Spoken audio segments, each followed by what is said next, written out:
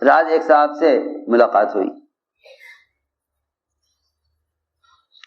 ایک صاحب سے رات ملاقات ہوئی، مسافہ کیا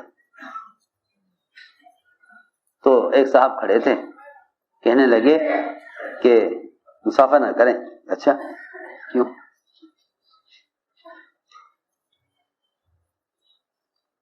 کیوں؟ کہنے لگے کہ بیماری۔ تو میں نے کہا مجھے تو اس بات کا یقین ہے کہ بیماریاں گناہوں سے آتی ہیں اور مسافر سے گناہ معاف ہوتے ہیں، مسافر سے گناہ معاف ہوتے ہیں اور بیماریاں گناہوں سے آتی ہیں۔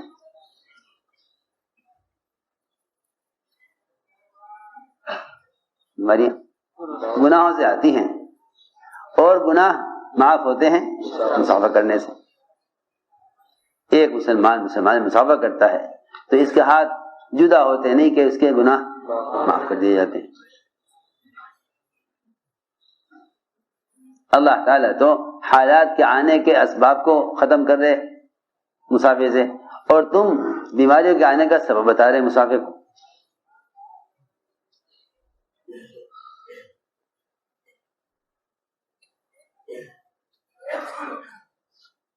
عجیب بات ہوئی۔ برابر میں ایک صاحب کہنے لگے کان میں کہ یہ جو آپ سے پوچھ رہا تھا نا مسافر کے لیے منع کر رہا تھا، یہ پولیس والا تھا سادی وردی میں۔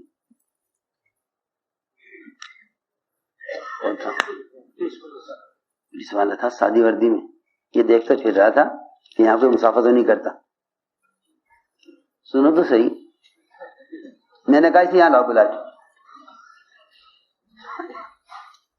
میں نے کہا بھائی کیا بات ہے؟ کہنے لگا جی وہ ایسی بات ہے کہ دیکھو بات یہ ہے کہ مومن کا یقین ہے اس بات پر کہ جو بیماری آتی ہے اللہ کی طرف سے براہ راست اللہ کے امر سے آتی ہے۔ جتنا تم وحدانیت کو بیان کرو گے اتنا اطمینان کی طرف جاؤ گے، اور جتنا اللہ کے غیر کو بیان کرو گے اتنا مایوسی کی طرف جاؤ گے، اتنا مایوسی کی طرف جاؤ گے۔ یہ موقع ہے اللہ کے وحدانیت کے بیان کرنے کا۔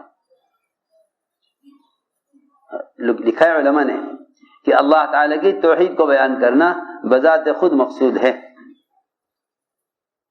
احکام کا علم جس میں ہم سارا وقت اور قوت لگا دیتے ہیں وہ احکام کا علم بذات خود مقصود نہیں ہے۔ احکام کا علم بذات خود مقصود نہیں ہے۔ احکام کا علم بذات خود مقصود نہیں ہے۔ احکام کا علم تو عمل کے لیے مقصود ہے، اور اس سے فراغت ہو جائے گی، اس سے فراغت ہو جائے گی۔ احکام کا علم عمل کے لیے مقصود ہے، اس سے فراغت ہو جائے گی، لیکن اللہ کی وحدانیت کا بیان کرنا بذات خود مقصود ہے، اس سے مومن کو فراغت نہیں ہے۔ اللہ کی وحدانیت کو بیان کرنا بذات خود مقصود ہے، اس سے مومن کو فراغت نہیں ہے۔ یہ لکھا علماء نے کہ اللہ کی توحید کا بیان کرنا بذات مقصود ہے، احکام کا علم عمل کے لیے مقصود ہے۔ عمل کے علم سے فراغت ہو جائے گی۔ آپ نماز پڑھتے ہیں، نماز کا علم حاصل کر لیا آپ نے، آپ ہر نماز میں کتاب کھول کر نہیں دیکھتے کہ نماز کا کیا طریقہ ہے۔ آپ ہر سال روزے رکھتے ہیں، رمضان میں آپ کتاب کھول کر نہیں دیکھتے کہ روزہ رکھنے کا کیا طریقہ ہے۔ آپ اندر کے علم سے مسلسل عمل کر رہے ہیں۔ اب آپ علم مسائل کے علم سے اور عمل کے طریقے کے علم سے فارغ ہو گئے۔ اس لیے نیکیوں کا مدار، نیکی کا مدار علم پر نہیں، نیکی کا مدار توحید پر ہے، نیکی کا مدار توحید پر ہے۔ میں نے غور کیا کہ نیکیوں کا مدار توحید پر ہونے کا کیا مطلب ہے۔ سنو توجہ سے میری بات۔ میں نے غور کیا کہ نیکیوں کا مدار توحید پر ہے، اس کا کیا مطلب ہے؟ ان توحید راس الطاعات، اس کا کیا مطلب ہے؟ مطلب تو جب سمجھ میں آتا ہے آدمی کو جب کوئی جھٹکا اور کوئی حال آتا ہے نا، تب آدمی کی عقل کھلتی ہے۔ یہ اصولی بات ہے، اصولی بات ہے یہ کہ جب کوئی حال آتا ہے تو پھر انسان کو عقل آتی ہے. جب کوئی حال آتا ہے تو انسان کو عقل آتی ہے، کیونکہ اگر حالات نہ آئیں تو انسان بالکل سونے والے کی طرح ہے. سونے والے کو جھٹکا دے کر اٹھایا جاتا ہے. سنو غور سے، توجہ سے بات سنو. سونے والے کو ہلا کر اٹھایا جاتا ہے. میں نے غور کیا کہ نیکی کا مدار توحید پر ہونے کا کیا مطلب ہے. مطلب یہ ہے کہ جب کوئی حال آئے گا تو جن کا یقین اللہ کی ذات عالی پر نہیں ہے اور وہ روزانہ اللہ کی وحدانیت کے بیان کرنے کو اپنا وظیفہ نہیں سمجھتے، ان پر آنے والے حالات انہیں اللہ کی طرف چلنے سے روک دیں گے. اللہ کی طرف چلنے سے روک دیں گے. وہ یہ کہیں گے یہ حال ان اعمال کی وجہ سے آیا ہے، لہذا اعمال کو چھوڑو حالات کو بدلنے کے لیے. میں نے عرض کیا کہ اللہ کی وحدانیت کو بیان کرنا بذات خود مقصود ہے. اللہ کی وحدانیت کو بیان کرنا بذات خود مقصود ہے. فرمایا ایسا نہیں کہ مدار توحید پر ہے. اگر تم نے اللہ کو بولنے اور اس کے تعارف کرانے کو مستقل کام نہ بنایا تو تم پر ایسے حالات آئیں گے کہ ان حالات کے حل کے لیے تمہیں اعمال کے چھوڑنے میں حالات کا حل نظر آئے گا، عمل کے کرنے میں نقصان نظر آئے گا. عمل کرنے میں نقصان نظر آئے گا. عمل کرنے میں نقصان نظر آئے گا. عمل کرنے میں نقصان نظر آئے گا. مسلمان سے کہے گا نماز چھوڑ دو. مسلمان سے کہے گا نماز چھوڑ دو. یہ ہے بات کہ جب اللہ کی وحدانیت کو بیان نہ کرو گے تو تمہیں اعمال کے چھوڑنے میں کامیابی اور صحت اور عمل کے کرنے میں بیماریاں نظر آئیں گی. شیطان تمہیں یہ دکھلاوے گا. میرے دوستو عزیزوں، گناہوں پر جمع ہونا بیماریوں کے منتقل ہونے کا سبب ہے اور اعمال پر جمع ہونا بیماریوں کے ختم ہونے کا سبب ہے. میں تو یوں حیران ہوں کئی دن سے کہ جو بیماریاں گناہوں پر جمع ہونے کی وجہ سے آئی تھی ان بیماریوں کو اعمال پر جمع ہونے سے روکنے کے لیے، ان بیماریوں سے بچنے کے لیے اعمال پر جمع ہونے سے روکا جا رہا. میری بات توجہ چاہتی ہے. جو بیماریاں گناہوں پر جمع ہونے کی وجہ سے وجود میں آئی ہیں، جو بیماریاں گناہوں پر جمع ہونے کی وجہ سے پیش آئی ہیں اور وجود میں آئی ہیں، جن کے نہ ڈاکٹر نام جانتے ہیں نہ ڈاکٹر جن کا علاج جانتے ہیں، جو بیماریاں گناہوں پر جمع ہونے کی وجہ سے آئی ہیں، آپ بتائیے کیا وہ بیماریاں نیک اعمال پر جمع ہونے سے روک کر امت کو بیماریاں ختم ہو جائیں گی؟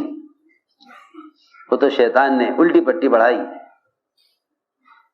اس نے کہا کہ دیکھو اگر تم اعمال پر جمع ہوگے تو بیماریاں بڑھیں گی، اگر تم اعمال پر جمع ہوگے بیماریاں بڑھیں گی، اگر اعمال پر جمع ہوگے تو بیماری بڑھے گی.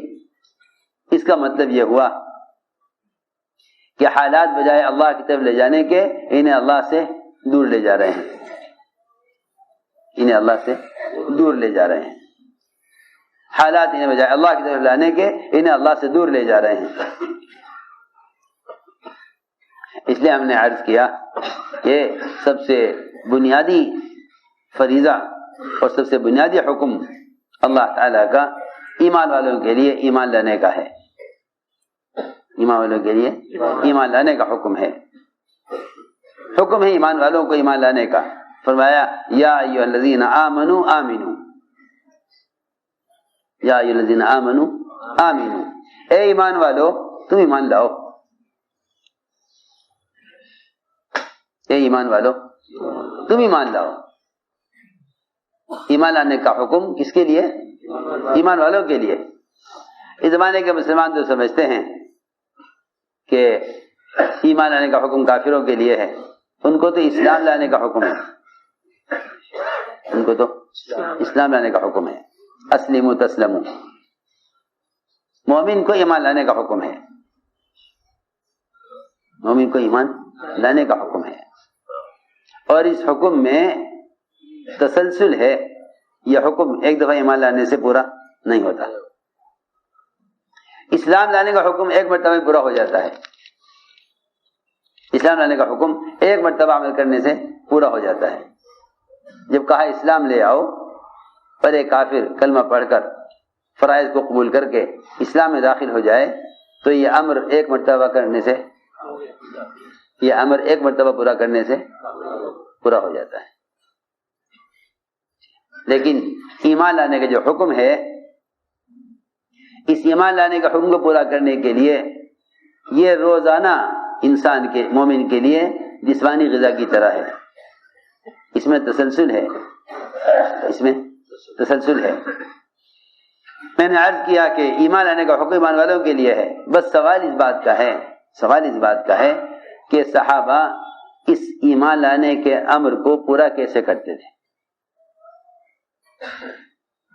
صحابہ ایمان لانے کے امر کو پورا کیسے کرتے تھے؟ اس کو سمجھنا چاہیے، اس کو سمجھنا چاہیے۔ صحابہ اللہ پر ایمان لانے کے امر کو پورا کیسے کرتے تھے، اور اس امر کے پورا کرنے کا، اس امر کو پورا کرنے کا کیا طریقہ ہے، اور اس حکم کا کیا مطلب ہے، اس حکم کا کیا مطلب ہے؟ قرآن میں ہے نا، اللہ نے فرمایا اے ایمان والو ایمان لاؤ۔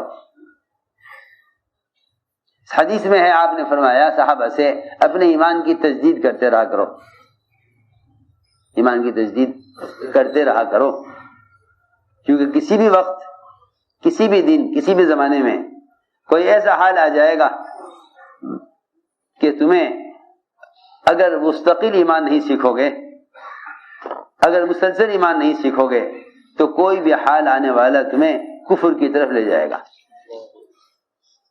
ارے سنو تو صحیح، اگر مسلسل ایمان کے سیکھنے کو کام نہ بناؤ گے تو کوئی ایسا حال آئے گا جو تمہیں کفر کی طرف لے جائے گا۔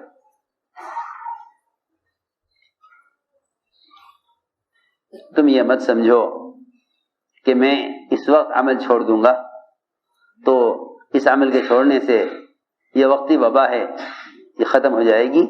میری بات یاد رکھنا ہمیشہ، حالات میں جس عمل کو چھوڑ دیا جائے گا حالات کی وجہ سے، حالات میں جس عمل کو چھوڑ دیا جائے گا حالات کی وجہ سے، وہ حالات ہمیشہ کے لیے باقی رہ جائیں گے،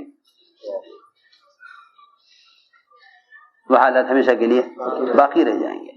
عمل کے چھوڑنے سے حالات میں دوام پیدا ہوگا، حالات ختم نہیں ہوں گے، کیونکہ جو حالات گناہوں کے کرنے اور جو حالات عمل کے چھوڑنے سے آتے ہیں وہ حالات عمل کے چھوڑنے سے ختم نہیں ہو سکتے۔ یہ بہت آسان سی بات ہے، جو حالات عمل کے چھوڑنے سے آتے ہیں وہ عمل کے چھوڑنے سے ختم نہیں ہو سکتے، تو اصولی بات ہے۔ شیطان یہ کہے گا تم یہ عمل چھوڑ دو کچھ دن کے لیے، اتنے حالات ٹھیک ہوں۔ ہائے کتنی الٹی سوچ ہے، کتنی الٹی سوچ ہے مسلمان کی، یہ حال آ گیا ہے تم اس حال کے لیے کیا کر لو، عمل چھوڑ دو تھوڑے دن کے لیے تاکہ حالات ٹھیک ہو جائیں، جب حالات ٹھیک ہو جائیں گے پھر عمل شروع کر دینا۔ سوچو تو صحیح، نبیوں کی سوچ کے خلاف، صحابہ کی سوچ کے خلاف میں نے ایک بات عرض کی ہے، ایمان کے سیکھنے میں اور اس کی تجدید میں استمرار ہے۔ آپ مجھے بتائیے کوئی مزدور یا کوئی بڑھئی جسے آپ کارپینٹر کہیں یا نجار کہیں، ایسا نہیں ملے گا جو صبح اٹھتے ہی سب سے پہلے اپنے اوزار کو دھارنے لگاتا ہو، اپنے اوزار کو دھارنے لگاتا ہو۔ آپ کو ہر ایک ملے گا جس کا کام صبح سب سے پہلے ہاں میرے یہاں بڑا ہی کام کر رہا تھا، کتابوں کی الماری بنوا رہا تھا، اور وہ صبح کو دیر سے آیا، مجھے تقاضا کہ جلدی سے کام نمٹے، لکڑی کی الماری میں کتابیں رکھنے، اب وہ دیر سے آیا، آ کے اطمینان سے بیٹھ گیا اور سارے اوزار کھول لیے، اوزار کو بھائی یہ کیا کر رہا تھا؟ کہنے لگا یہ نہیں کروں گا تو میں دن بھر آپ کا کام کیسے کروں گا؟ ہاں دن بھر کام یہ آگے جتنے بھی کام ہیں، لکڑی کاٹنے کے، چھیلنے کے، رندا چلانے کے، بسولی چلانے کے، یہ سارے کام کروں گا کیسے جب تک اوزار کو دھار نہیں لگاؤں گا؟ اللہ اکبر۔ ایک مستری کے اپنے اوزار سے کام لینے کے لیے اپنے اوزار کو دھار لگانا اور ان کی تجدید ضروری ہے۔ بدن کے سر سے لے کر پیر تک ان سارے اعضاء سے اللہ کے اوامر کو پورا کرنے کے لیے ایمان کی تجدید کتنی ضروری ہوگی؟ کیا بتاؤں میں آپ کو۔ آج اگر یہ کہہ دیا جاوے کہ دعوت کے بغیر ایمان نہیں بنے گا اور گشت کے بغیر یقین نہیں بنے گا،